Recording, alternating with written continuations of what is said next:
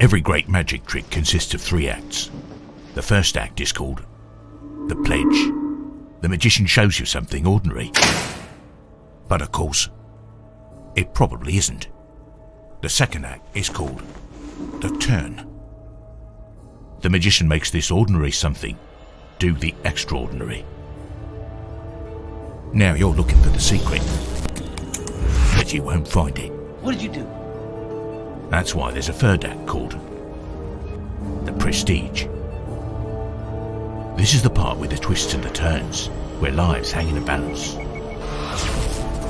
And you see something shocking that you've never seen before.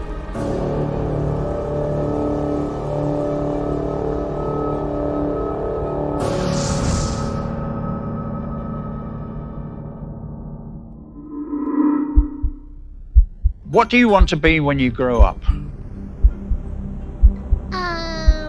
While there are many different answers to this question, a survey of 500 children revealed that of the boys surveyed, the most popular future dream jobs were ones that promised fame, fortune, and the ability to help, whether that was becoming a famous athlete or transforming into a superhero.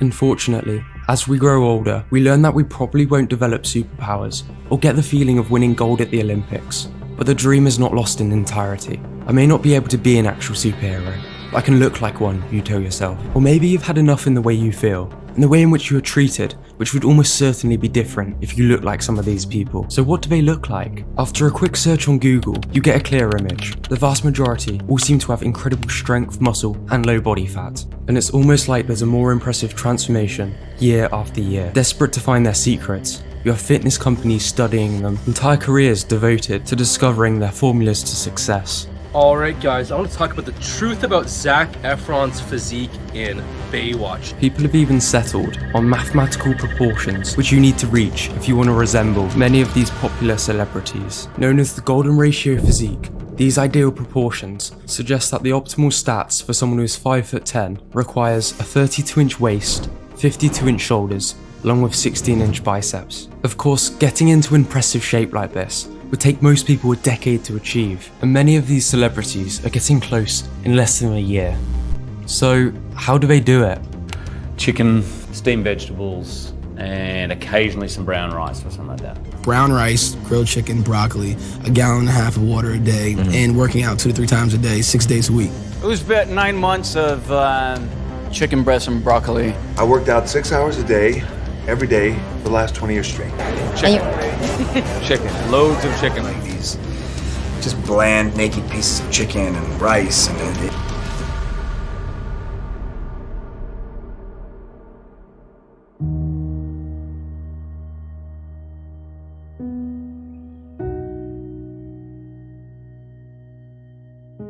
If there's one thing all these celebrities have in common, that is the brutal nature of their training routines, with many claiming to train 3 hours per day, 6 days per week, while only eating chicken, broccoli and rice. There's no doubt that they are working hard. I was eating so much chicken breast that the hardest part about it was actually chewing it all. So I would just put it into a blender, blend it all up, and just drink chicken.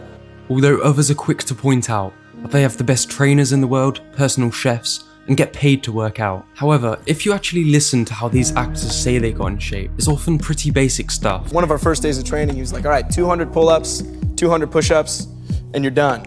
And then he just walked out. And their workouts seem to be filled with exercises that were randomly put together. But perhaps these trainers who have these celebrities doing all these unconventional, insanely intense workouts which go against all scientific literature know something we don't, because many of these stars are gaining muscle at an unnatural rate, all the while handling their other commitments, and they never seem to get injured despite training intensely while eating a diet deficient in many vital nutrients, with many actors also being past the peak age for muscle building. Sure, it would be easy to claim steroids at this point, as many people do, but where's the solid proof? Would it not be harsh to discredit their hard work, strict diet, and world-class coaching? Besides, many of them have been working out their entire lives, and you cannot ignore the role that muscle memory plays in many of these transformations. Some people are just genetically more muscular than others. For example, they may just have the so-called Hercules gene, which allows anyone with it to naturally hold a lot more muscle. So just because someone can gain muscle a lot more easily than you, it doesn't necessarily mean that they're taking anything. And let's also not forget that the very same technology, which is being used to make these people look skinnier, could also be used to make them look bigger in films. What you could be seeing may be enhanced by CGI. So, is that it? Strict diet, extreme training, amazing genetics, and the incentive of a massive paycheck? Surely there's something more. I mean, you may have tried to follow this advice before and have never come close to them. Could these people have another trick up their sleeve?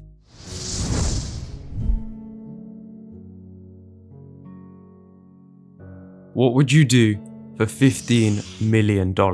Would you work out for 9 months with the help of world-class trainers? Would you sign a contract promising to keep this process confidential? Now, how about take a supplement which enables you to gain more muscle, recover faster, and drop body fat more quickly?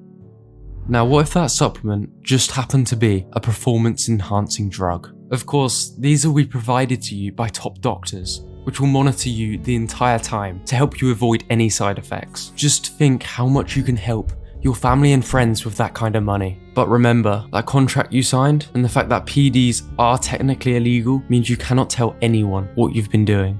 And if you don't want to take them, no chance to play the superhero, no generational wealth, no celebrity lifestyle. When literally everyone around you benefits, why would you not take PEDs in this situation? You see, contrary to the general public perception, performance-enhancing drugs are not used exclusively by giant bodybuilders. They can be used to boost your strength, recovery, and speed. But perhaps most commonly, can be used to gain a more natural-looking physique. And their popularity is clearly rising exponentially. In a 2004 study, 1 in 25 high school students self-reported taking anabolic steroids. Zoom forwards to today, and it's predicted that as many as 1 in 6 people that you see in your gym are on or have tried anabolic steroids. And with more compounds becoming readily available to easily purchase over the internet, performance-enhancing drugs are becoming more and more prevalent in society. UK, and you get 4 million results, and it's so easy to buy. I don't even know what I'm buying, and I can buy it. I can just click add to cart, and there you go, steroids. So my question is, if you have your average Joe taking them just to look better, why would someone whose career depends on them looking a certain way not take them? While this rise in usage within Hollywood cannot be proven, if you compare what was considered a good action star physique in the 1950s, when PEDs were not as common as they are today, you can see just how much more insane these transformations have become. What was considered incredibly good shape a few decades ago is considered as nothing impressive today. Surely advances in diet and exercise alone cannot be responsible for changes as drastic as these. But still, none of this is proof that any of them are taking anything. In theory, it seems reasonable to assume that they're extremely common, especially in an industry notorious for substance abuse and shady activities. But what are some actual red flags to look out for?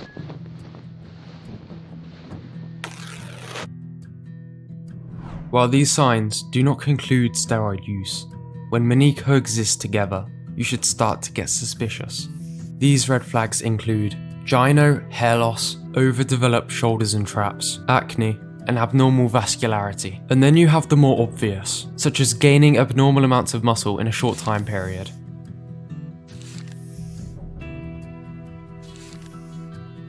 Gaining muscle unusually quickly at an older age. Making crazy progress while on a poor diet and training plan. So just training constantly, eating just chicken breast, broccoli, and that is it. Yeah. So he makes pretty clear that chicken breast and broccoli is the diet model, and he did that for 9 months. So we're looking at about 1,318 calories, and we're looking at a deficiency in almost all areas. While I'm not going to call anyone out directly, many of these actors do display many of these red flags. Even though a lot of them are probably natural, it's highly unlikely that every single actor has outright refused some assistance, especially given the pressure they're under. If you wanted to see an analysis of whether a particular transformation was natural or not, there are plenty of videos which explore this, and this begs the question, why do people even care?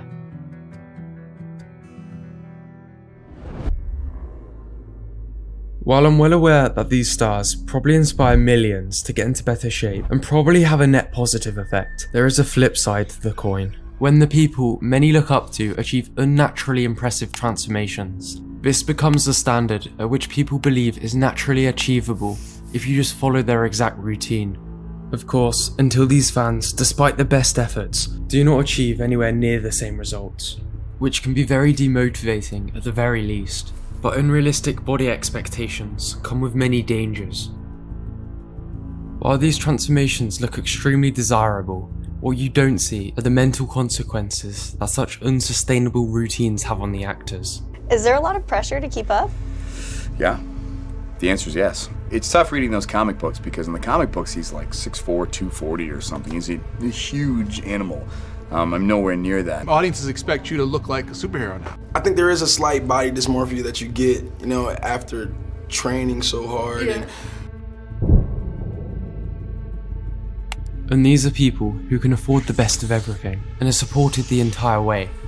Imagine the potential negative effects that following these routines has on young kids. These actors may look healthy, but the things which they're doing are far from it. So when I got to Orange Is the New Black for the first shirtless scene, I definitely did some unhealthy crash dieting. And being in TV long enough, I'll tell you this is something that almost all actors and actresses do for these shirtless scenes. In a similar way to which runway models were glorified along with their ridiculous lifestyles. Whether intentionally or not, Hollywood seems to be glorifying a lifestyle of secretive PEDs, unsustainable diets and overtraining. And when the fans realise that they'll never look like their favourite stars, a lot of them end up developing eating disorders, resort to Photoshop or performance enhancing drugs. You only have to use social media for a few minutes to discover just how prevalent these things are. Let's get some health news now. A new report has found that steroid use is at a record high, and it's not just professional athletes abusing these drugs. New data suggests body-enhancing drugs are being used in local footy clubs and suburban gyms that are now more common than the use of party drugs. And to top it all off, capitalising on the mystique behind the celebrity body transformations, popular fitness companies invent workouts that the stars almost certainly did not do. Supplement companies start rumours that their products were responsible for such impressive results, and fitness gurus weigh in on how we too can replicate these transformations if we just buy their programmed supplements and equipment. So as the amount of people with eating disorders rise, social media becomes more fake, and PED use becomes more common, I would say the negative consequences of Hollywood body transformations are quite substantial.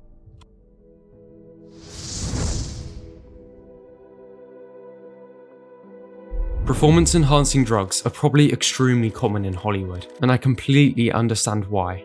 Actors are required to transform their bodies within months, and there's just so much money on the line for everyone involved. The trouble is, at least at this point in time, there's zero transparency, which of course comes with many consequences. And when anyone even tries to bring them up, they're labelled as jealous, so it's not something which is even going to be spoken about. I think most people are okay with superhero level physiques being viewed as ideal or necessary for certain roles. The problem is the lack of openness about the reality of obtaining a physique like this, and that is what reinforces unrealistic standards, creating an array of problems. I don't see any ethical issues with actors choosing to crash diet or choosing to take enhancements. The issues arise when magazines and supplement companies then use these unrealistic body transformations to sell a useless product or dream to the general public. The one thing which these actors are definitely not covering up is the fact that all of these transformations took a lot of hard work, and they all succeeded with their fitness goals because their reason for getting in shape was strong enough. And this is actually a good takeaway. Whether or not your favourite actor used enhancements shouldn't matter. You shouldn't be comparing yourself to Hollywood actors. If you optimise your diet, recovery, training and hydration, and have a strong enough reason to transform your body, you'll be able to make impressive improvements. Just don't go looking for genuine fitness advice in an industry built on shady activities and illusions. The only thing that matters in Hollywood is entertainment, no matter the cost. As with all magic, you want to be fooled. Sometimes it's best to not look behind the curtains.